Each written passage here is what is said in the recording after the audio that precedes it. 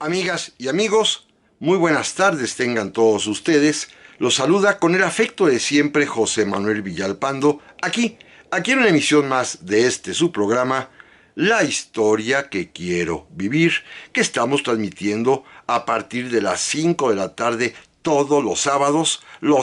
a partir de las 5 de la tarde, lo reitero, hora en que está disponible este programa y cientos de programas anteriores en el canal de YouTube de José Manuel Villalpando, valga la redundancia. Programa pues disponible para todos, para que ustedes puedan escucharlo, verlo a la hora que deseen, cuando ustedes lo gusten, lo requieran, cuando tengan ganas pues de escuchar o de ver este programa. Está disponible, repito, a partir de las 5 de la tarde todos los sábados. Les agradezco infinitamente su presencia, su compañía. Recuerden, este programa existe precisamente por el apoyo de ustedes, porque ustedes están allí para platicar conmigo, para charlar sobre historia de México, en un esfuerzo que no es monetizado y que simplemente es por el gusto de compartir lo que sabemos de historia de México entre todos. Gracias, amigas y amigos, por su presencia, y les reitero que como siempre están a su disposición las vías electrónicas que permiten comunicarnos, bien sea en mi correo villalpandohistoriador@gmail.com, también en mi página de Facebook Villalpando la Historia, o bien por supuesto, en los comentarios que permite el propio canal de YouTube de José Manuel Villalpando, nuevamente la redundancia, pero que allí está fácilmente para poder comunicarnos. Gracias, amigas y amigos, y si les parece bien, vamos a iniciar el programa de hoy. Y como lo anuncié en el cartelito informativo que cada semana diseño y que coloco en mis páginas de Facebook, en este programa vamos a platicar, si a ustedes les parece bien, acerca de un tema que me es recurrente. Me doy cuenta que cada año platicamos de él, porque es un asunto que a mí en lo particular me ha interesado muchísimo, de esos temas que apasionan y que sigue uno leyendo, investigando y encontrando fuentes nuevas, como lo es precisamente la decena trágica, que en estos días estamos recordando lo que sucedió en aquel febrero, pero de 1913, cuando un grupo de alzados dieron un par de golpes de Estado. El primero, el día justamente 9 de febrero, cuando Bernardo Reyes, Félix Díaz, Manuel Mondragón y otros militares se levantaron en armas en contra del gobierno constitucional del presidente Francisco Ignacio Madero, y luego el golpe de Estado final, el que aconteció ya hasta el día 18 de febrero, cuando Victoriano Huerta, traicionando la confianza que en él le había depositado el presidente Madero, también resolvió dar su propio golpe de Estado, apresar al presidente de la República y además hacer a un lado literalmente a los alzados originales como Félix Díaz o Manuel Mondragón. Este acontecimiento que va a desembocar en el asesinato vil del presidente Madero, del vicepresidente Pino Suárez, y que permitirá que se instaure el gobierno usurpador de Victoriano Huerta, es un tema histórico que, lo confieso, es de esos que me apasionan muchísimo. Miren, recordando un poco todo lo que ha sido mi vida como historiador, y particularmente como historiador militar de cuestiones de guerra, hay cuatro momentos diríamos así, que me han gustado y que me han apasionado muchísimo y que he dedicado tiempo, esfuerzo y hasta dinero, porque hay que comprar libros sobre esos temas específicos que a lo largo de mi vida, ya con 66 años y pico, pues he estudiado con ahínco, con fervor, con entusiasmo. Y estos cuatro temas son, pues más o menos los siguientes: el grito de independencia, obviamente también como un tema colateral de la propia etapa de nuestra gestación libertaria, el sitio de Cuautla, cuando José María Morelos resistió a las fuerzas realistas de Calleja. Más adelante, naturalmente, la batalla de Chapultepec, con sus precedentes en el Molino del Rey, cuando la gesta de los niños héroes. Por supuesto, la cuestión del imperio y sobre todo el momento final en 1867 durante el sitio de Querétaro, y este último episodio que estamos platicando el día de hoy, que lo es la decena trágica. De veras, son temas que me apasionan, que me interesan, y inclusive, valga la redundancia, pues me han permitido en algún momento de mi vida, en el caso específico de la decena trágica, de publicar un pequeño librito, justamente La decena trágica, que publicara yo allá en el año 2009, como una especie de síntesis de lo que había acontecido en esos días particularmente difíciles para México, para nuestra democracia, y que pues constituyeron para mí en su momento pues un enorme gusto poder escribir mi librito La decena trágica, cuando las balas y las traiciones acabaron con la democracia. Esto fue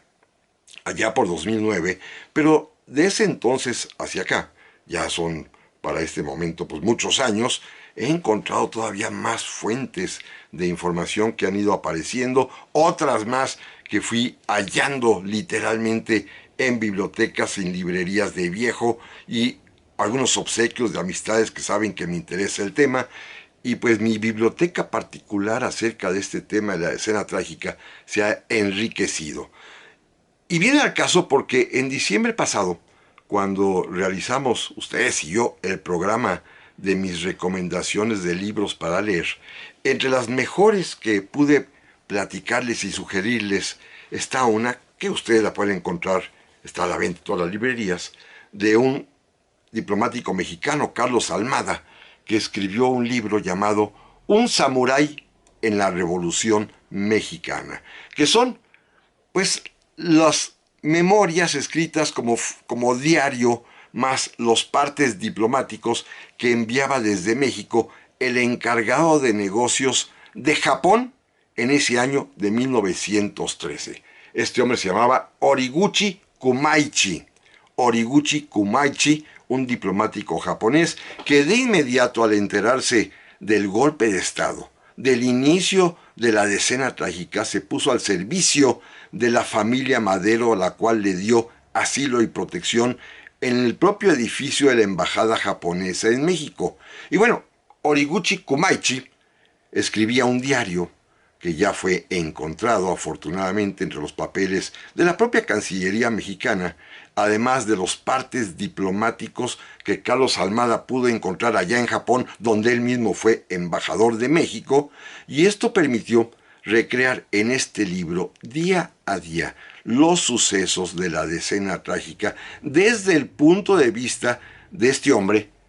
Horiguchi Kumaichi, el encargado de negocios de la legación japonesa en México. Interesantísimo, ¿eh? Porque es una visión fresca, distinta, de alguien imparcial, pero que sin embargo está poseído del espíritu humanitario para proteger la vida de la familia Madero. Este es quizás el gran mérito que tiene este diplomático japonés que, repito, fue siguiendo día a día, paso a paso, pormenorizadamente, minuciosamente, todas las noticias que le llegaban allí a la embajada japonesa, al mismo tiempo de las informaciones oficiales que él enviaba a su gobierno allá en Tokio. Así que fue un libro interesantísimo que recién acababa de salir el año pasado, hacia finales, que lo recomendamos en el programa respectivo, que lo leí con gran entusiasmo y que en estos días en que estamos recordando la escena trágica,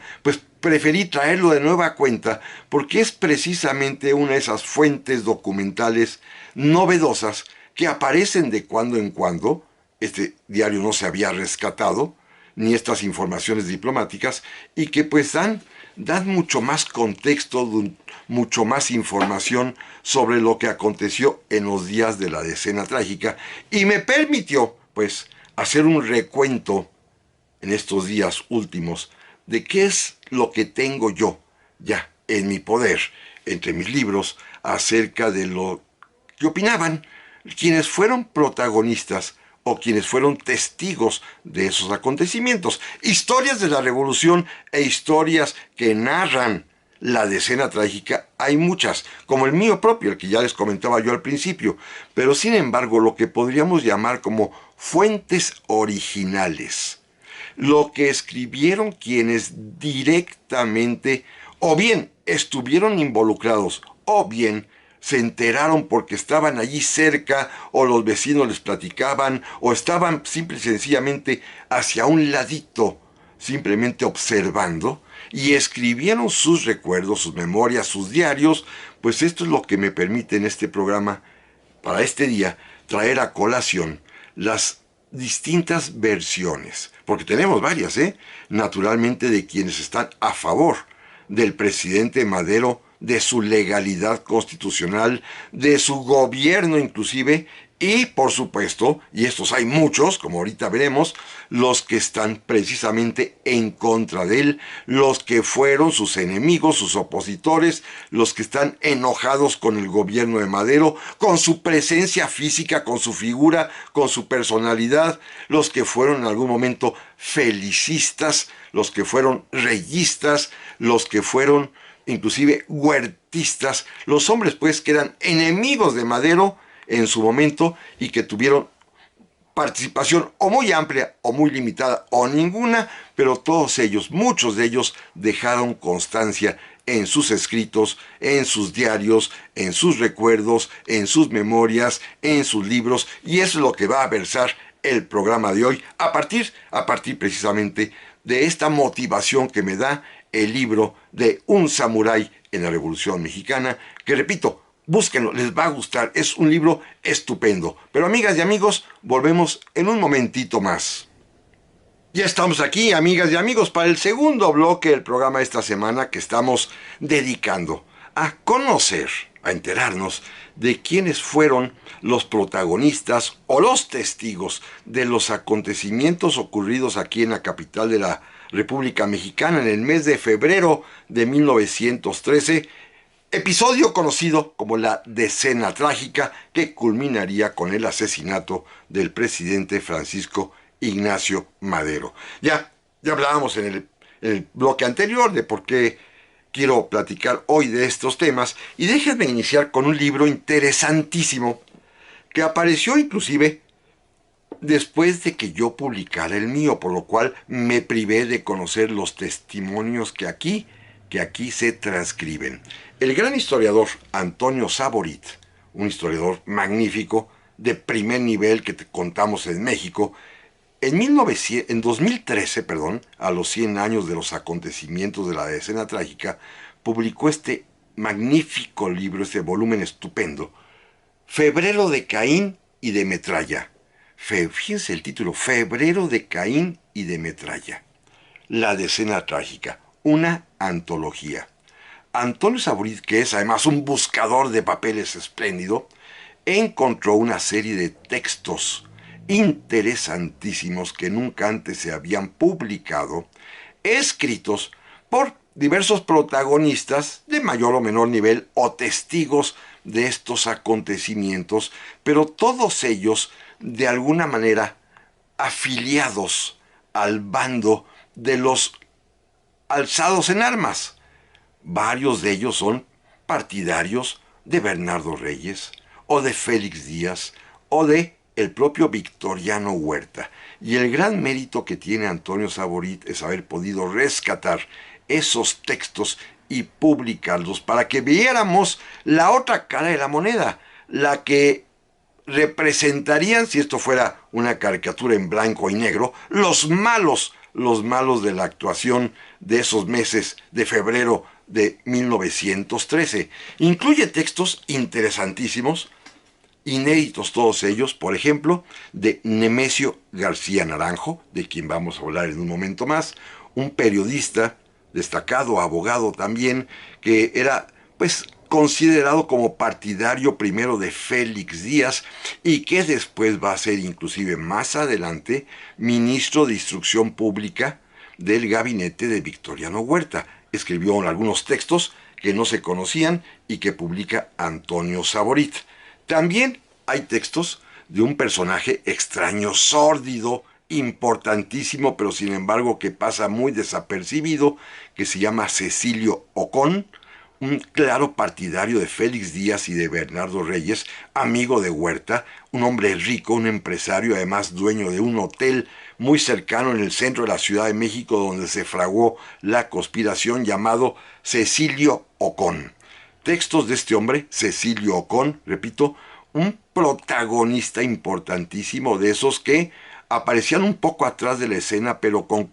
cuyo dinero y con sus relaciones se pudo afianzar y conseguir el golpe de estado de la decena trágica. Incluye pues también textos de Cecilio Ocón. También de un hombre importante, de un periodista afamado en aquel tiempo, Rafael de Zayas, hijo de otro personaje también prominente, Rafael de Zayas Enríquez, que era declaradamente partidario de Félix Díaz y de Bernardo Reyes. Aparece este texto de Rafael de Zayas en una carta a su hermano, en este libro de Antonio Saborit, que repito el título porque es un título que atrapa, ¿eh? Febrero de Caín y de Metralla. Pues sí, son todos los Caínes de esta historia, los mexicanos que estuvieron a favor de tumbar y probablemente de asesinar, aunque no lo digan abiertamente, al presidente Madero, al cual simple y sencillamente odiaban. Esa es la palabra. Y hablamos pues que incluye Antonio Saborit, a Nemesio García Naranjo, a Cecilio Ocón, a Rafael de Zayas. Un texto interesantísimo, el de un capitán, Rafael Romero López, que fue de los más importantes instrumentos para poder diseñar el alzamiento, un capitán que se pondrá a las órdenes naturalmente de Félix Díaz, de Bernardo Reyes y después de Victoriano Huertas, llamado Rafael Romero López, un texto de una entrevista que se le hizo tiempo después y que es interesantísimo porque es cómo se armó el sustrato de la conspiración y del levantamiento, cómo los oficiales del ejército mexicano, muchos de ellos, estaban involucrados y cómo este ejército mexicano en ese momento estaba literalmente dividido entre dos lealtades: a su pasado porfirista, que encarnaban generales como Bernardo Reyes, quien se decía iba a ser el sustituto de don Porfirio, o Félix Díaz, el famoso sobrino de su tío, el sobrino del general Porfirio Díaz, y estos militares pues seguían con esta idea de una lealtad hacia el pasado, o bien los militares, que también habrá distinguidísimos ejemplos como veremos al ratito, en los cuales encarnó el principio de la legalidad constitucional y estaban conscientes de que ellos eran leales al presidente de la República por ser el democráticamente electo conforme a la Constitución. Así que el capitán Rafael Romero López nos da la visión de estos militares que miraban hacia el pasado porfiriano. También está el texto interesante de un gran poeta y literato mexicano, un hombre culto muy afamado, que inclusive tiene pues repercusiones hasta en el Japón, porque él trajo de allá el famoso haiku, estos pequeños poemas cortos, el gran José Juan Tablada, que independientemente de su calidad de intelectual y de hombre culto, José Juan Tablada, aunque era un civil que no participó, en sus textos expone claramente su afición por el gobierno de Victoriano Huerta, y también su odio, su molestia, su enojo con el gobierno de Madero. Así que es un hombre que está a favor del alzamiento y que pues disfraza sus textos con mucha literatura y muy bonitas palabras, pero no puede ocultar que se trata de un Caín, como dice Antonio Saborit, de un hombre que está claramente, a pesar de su cultura, a pesar de los privilegios que él tenía, que está a favor de los alzados de la Ciudadela, de Félix Díaz, en su momento de Bernardo Reyes, también, por supuesto, de Victoriano Huerta y en contra de Madero. También aparece un personaje que yo desconocía, se los confieso, Carlos Toro, que ignoro quién sea, a lo mejor es un seudónimo, que tiene una larguísima narración desde el punto de vista de los seguidores de Félix Díaz, de cómo este hombre, el sobrino de su tío, se alzó en armas en contra del gobierno y que al final,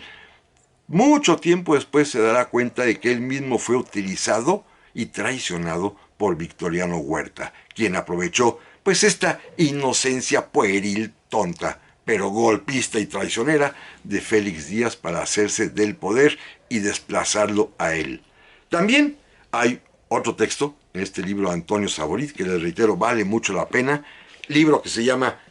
Febrero de Caín y de Metralla, de Antonio Saborit, editado apenas hace unos 10 años, por la editorial Cal y Arena se puede encontrar, estoy seguro, y hay un texto ahí de este otro gran intelectual y poeta colombiano que finalmente se vino a vivir a México y se nacionalizó, y aquí murió y adoptó un nombre muy famoso en el ámbito cultural, Porfirio Barba Jacob.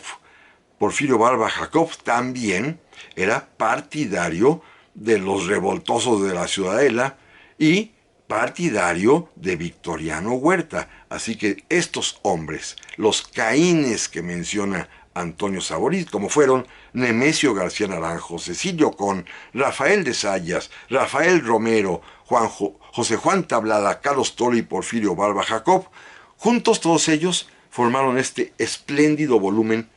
repito, editado por Antonio Saborit, que los encontró, que se llama Febrero de Caín y de Metralla, la decena trágica. Son testigos o protagonistas del lado de los revoltosos. Eso es muy, muy importante. Hay otros más, algunos que ya tenía yo aquí en casa desde hace tiempo, sumamente importantes,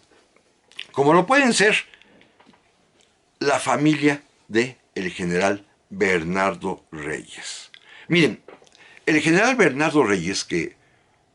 sintió que podía ser presidente de la República, como todos sabemos,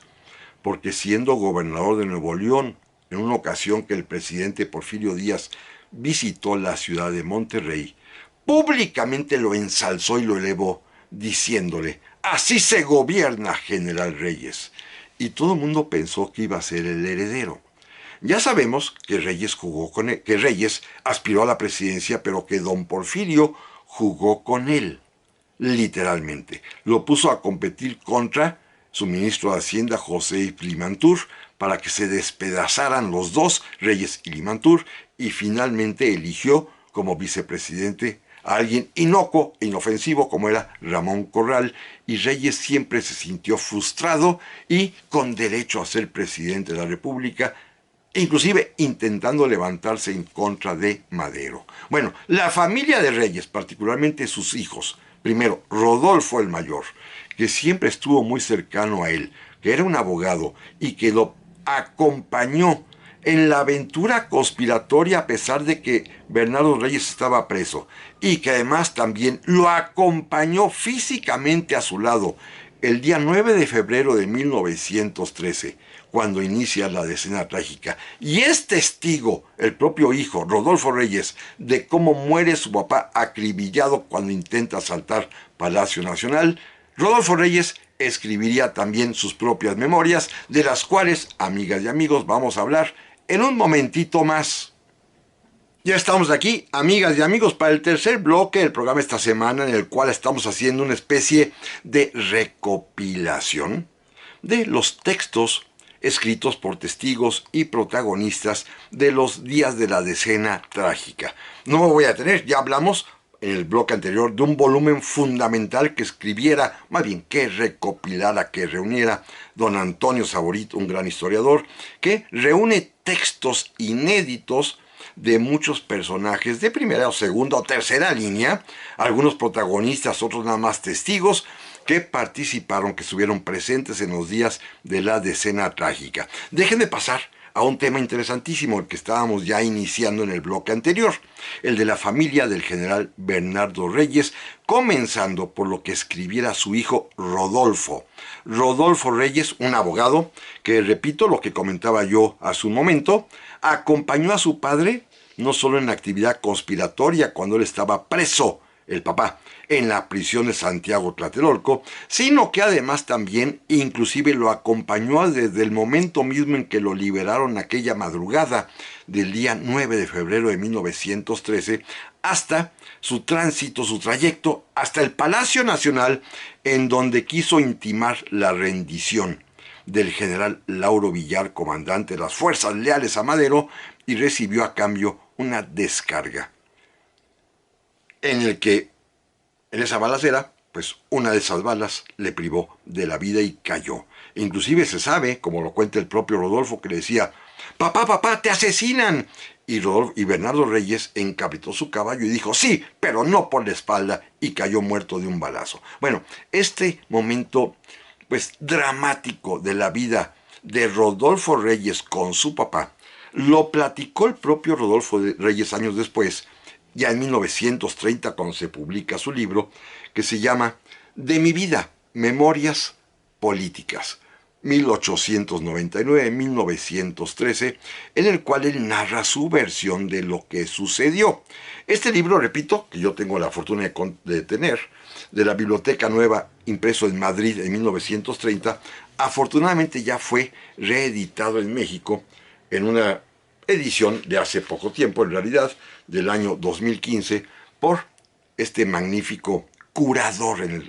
la palabra exacta, curador de textos, que rescata textos, que se llama Fernando Curiel de Foce, un gran historiador y escritor mexicano, quien logró ya reeditar las memorias mexicanas de Rodolfo Reyes. Vale la pena, es la visión del hijo mayor, el que lo acompañó en esos momentos pues trascendentales tanto de la conspiración como en esas horas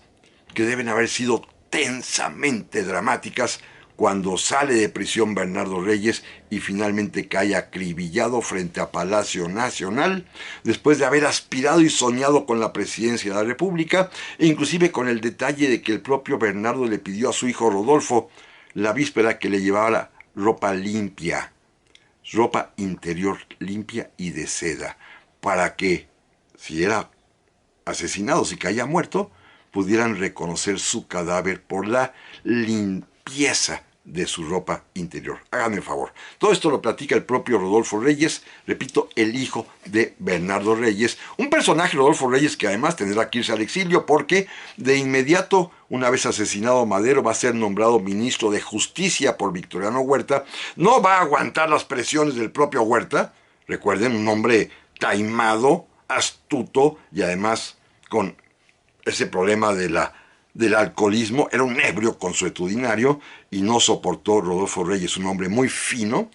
pues las órdenes seguramente bastante injustas que le daba Victoriano Huerta, y prefirió exiliarse a Madrid.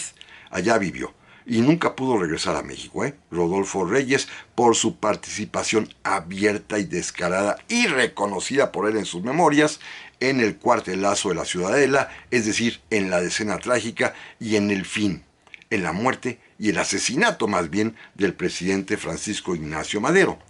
Pero tenía un hermano menor, y Bernardo Reyes a su vez tenía un hijo menor, llamado Alfonso Reyes. Nuestro Alfonso Reyes, el gran intelectual, literato, escritor, embajador y fundador de instituciones como el Fondo de Cultura Económica o como el Colegio de México, que fue don Alfonso Reyes. El gran Alfonso Reyes, el primer mexicano que aspiró a un premio Nobel de Literatura, que no lo obtuvo, pero que sin embargo es un mexicano de fama universal, es el hijo menor del general Bernardo Reyes. Era muy joven en los días del cuartelazo de 1913, todavía no se recibía de abogado, sin embargo ya trabajaba como secretario, como escribiente, en la famosísima Escuela Nacional de Altos Estudios, el antecedente de la Facultad de Filosofía y Letras. Ahí trabajaba y ahí le tocó, pues, vivir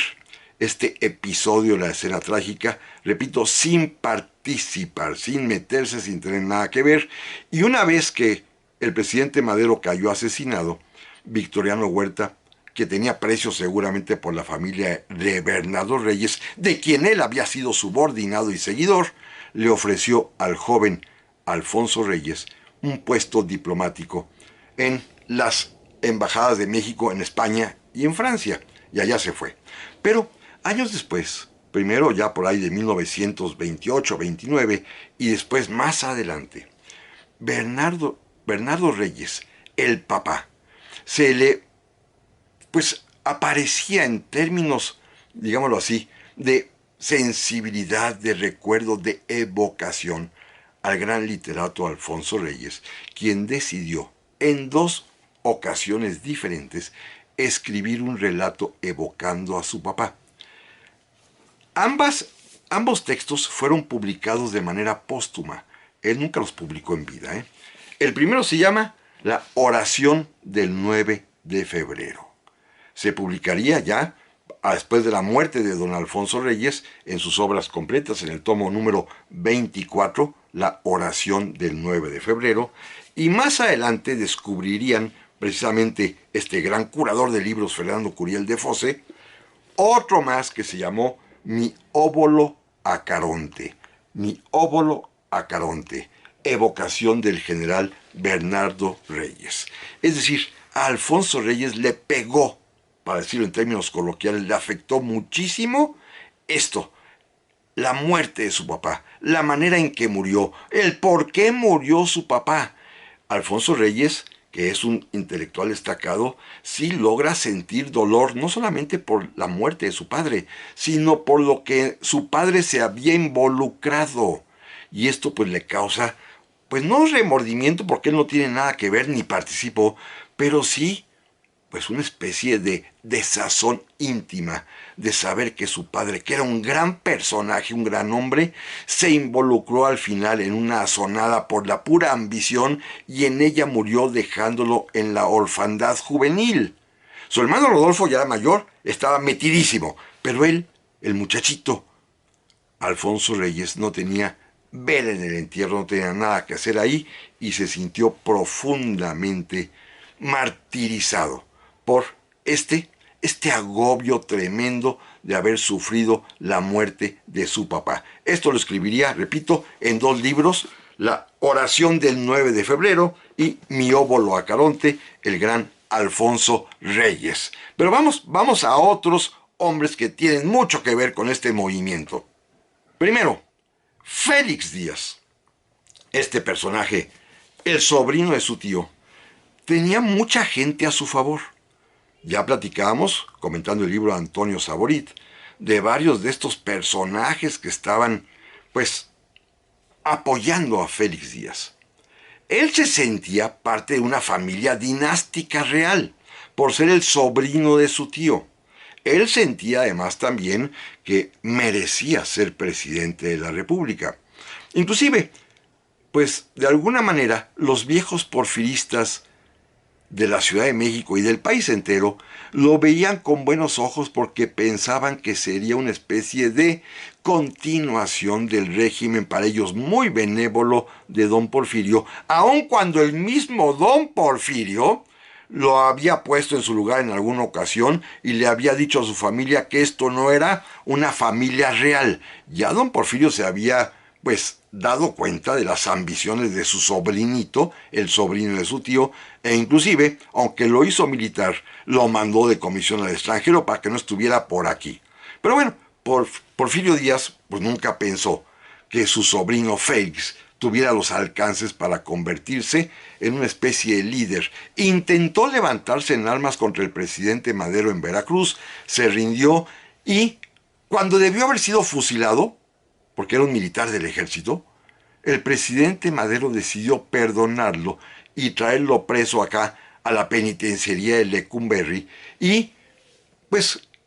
habiendo salvado la vida, se dedicó a conspirar junto con Bernardo Reyes, otro preso, pero Félix Díaz, con el apoyo de muchas personas, muchas, que estaban, repito, evocando, soñando con el regreso de don Porfirio a través de su sobrino, Félix Díaz. Uno de estos personajes, un jovencito que se llamaba Luis Lisiaga, publicaría un libro muy interesante, que se llama Félix Díaz. Este hombre, y es un libro muy voluminoso, tiene más de 870 páginas, este hombre, Luis Lisiaga, bueno, es un adorador por completo de Félix Díaz. Esto es una hagiografía, casi la vida de un santo, y narra con detalle todo lo que sucedió durante la escena trágica y todo el bien que quería hacer Félix Díaz, el sobrino de su tío. Pero de esto continuamos hablando, amigas y amigos, en un momentito más. Ya estamos aquí, amigas y amigos, para el cuarto bloque del programa de esta semana dedicado a revisar, a recopilar quiénes han sido los protagonistas y testigos de la escena trágica que escribieron sus recuerdos, sus memorias, sus diarios y por lo cual podemos tener fuentes directas de aquellos acontecimientos. Ya revisamos, y me doy cuenta que por tiempo no puedo avanzar mucho más, ya revisamos toda una galería de antimaderistas, de aquellos que estaban a favor de Victoriano Huerta, que estaban a favor de Félix Díaz o de Bernardo Reyes. Déjenme culminar con un par más, como serían Nemesio García Naranjo, del cual ya hablamos hace un momento, que escribiría después sus memorias tituladas Elevación y Caída de Madero, que corresponde al tomo número 6 de su larga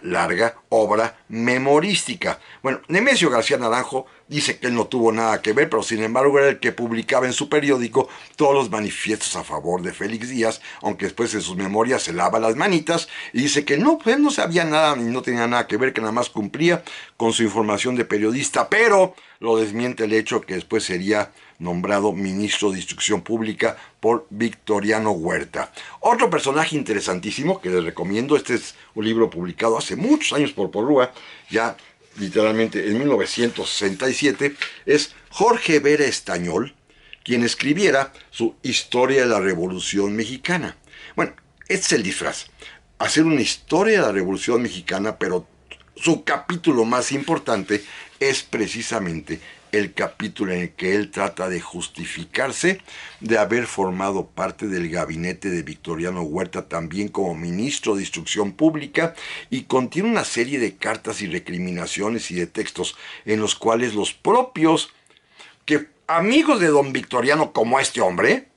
como Jorge Vera Estañol, se echan la culpa mutuamente de quién sería quien ordenó la muerte de Madero. Eran hombres totalmente adheridos al viejo régimen porfiriano y enemigos desde siempre de Madero. El propio Vera Estañol dirigió un partido liberal evolucionista que tenía como finalidad golpear al partido antireeleccionista de Madero, era su enemigo frontal, en la prensa escribía en contra de él, y después pues se va a convertir en ministro de Huerta de su primer gabinete y va a estar presente en aquella junta famosísima en la que se resolvió,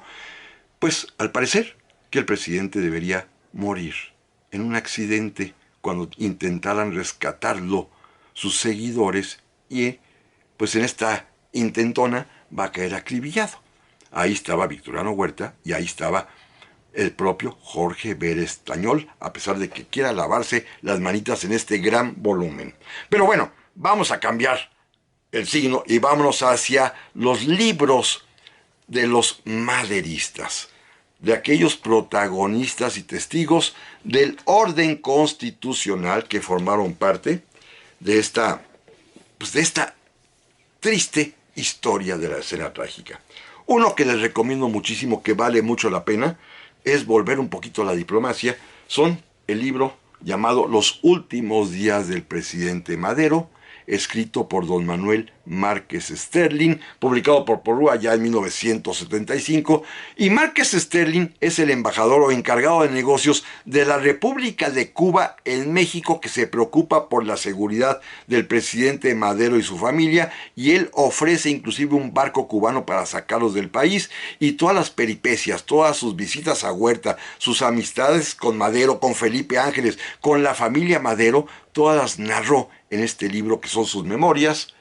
Los últimos días del presidente Madero, escrito, repito, por Manuel Márquez Sterling. Se los recomiendo muchísimo, ¿eh? Este es un gran, pero gran libro. Manuel Márquez Sterling, Los últimos días del presidente Madero, un cubano amigo de México y amigo de los Madero. De otro cariz totalmente, un libro muy, muy serio, muy importante, de un militar que se mantuvo leal